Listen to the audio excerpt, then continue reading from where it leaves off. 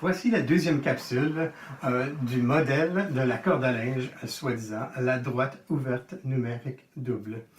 Alors, aujourd'hui, nous allons voir en 7e année, surtout les rapports et les proportions.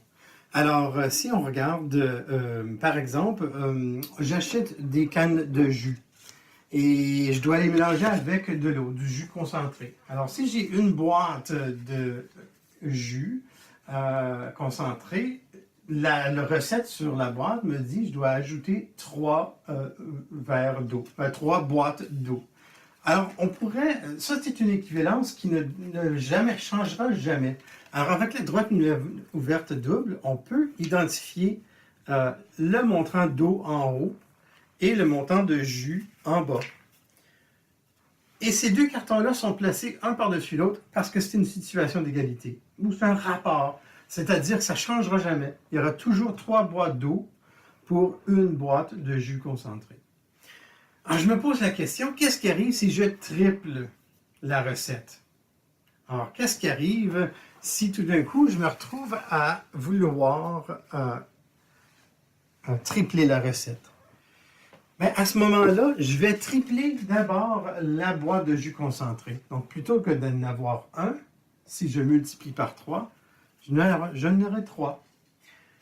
Et maintenant, ce que j'ai fait en bas pour multiplier, parce que c'est le facteur de multiplication qu'on cherche, je multiplie le 1 à 3, mais je peux facilement multiplier le 3 pour m'arriver, fois 3, m'arriver à 9. Alors, pour chaque canne de jus, j'ai 3 cannes d'eau. Alors, voilà le rapport. Et je me pose la question maintenant, mais qu'est-ce qui arrive si je voudrais, je retrouve dans le congélateur que j'ai 8 boîtes de jus concentré? Je me pose la question, combien d'eau est-ce que j'aurais besoin pour 8 boîtes de jus concentré?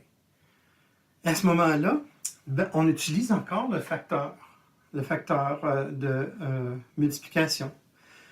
Donc, on peut facilement voir que si ça en prend 3, de 1 à 8, j'ai multiplié par 8 pour arriver, je peux multiplier le 3 par 8 et arriver à 24.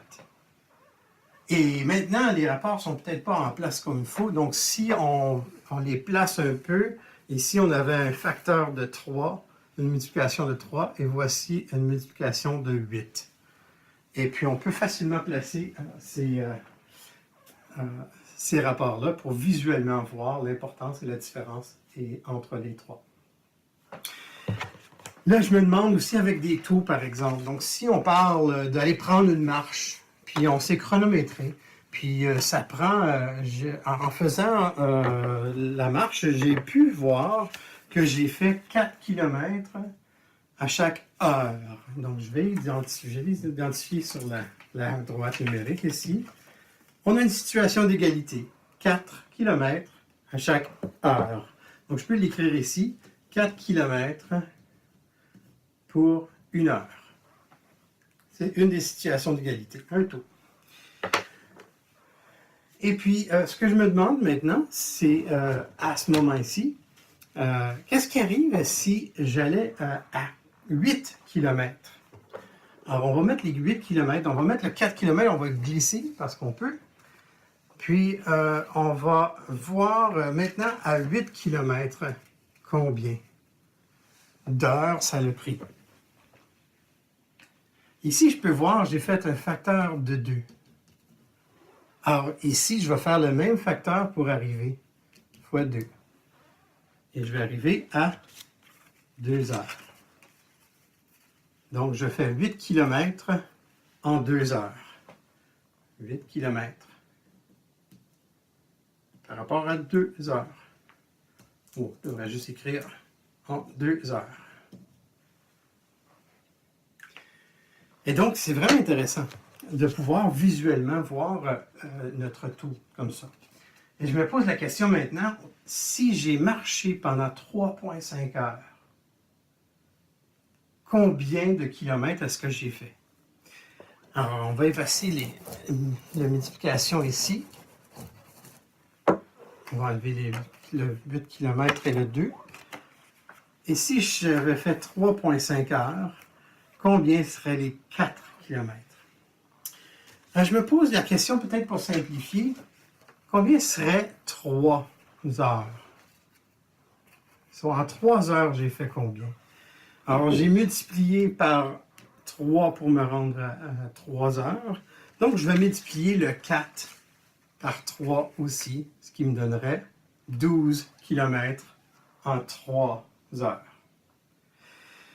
Alors là, je peux aller voir de l'autre côté du 3,5 heures. Donc, si je regarde à 4 heures, combien est-ce que j'aurais fait de kilomètres? Eh bien, j'aurais fait 4 fois 4.